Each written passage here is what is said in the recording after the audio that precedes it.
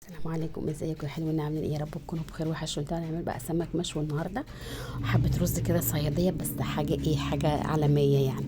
جبت بصلايه كده حمرتها ونزلت عليها بمعلقه سكر عشان تكرملها معايا. وهنا بحشي السمك، انا غسلها غسله كويسه طبعا، وبحشيه كده ومنضفاه بقى كده وحشيته وهركنه. هنا بحطه في الرده وحاطه الصاجه تسخن، وهحطه بقى كده. بقلب البصلايه برضو، هعوص الصاجه ندعه زيت عشان ما تلزقش فيه، وهرص السمك واسيبه بقى براحته لما ايه يبقى كده يستوي. فهقلبه كده، بقلب الرز تقليبه حلوه لغايه ما يشرب كل السوائل. نزلت بالملح، نزلت بحبه بابريكا زودته.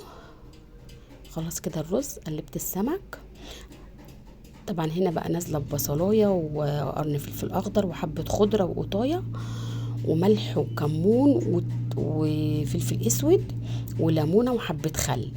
دي دقة هضربها في الخلاط عشان لما اشوي السمك هنزل كده. بصوا قلبتها ونزلت بقى بالسمك كده عليها، وهسيبها شويه وبعد كده هشيل السمك بقى احطه في الطبق. بجد حاجه حلوه قوي، طعمه كان تحفه.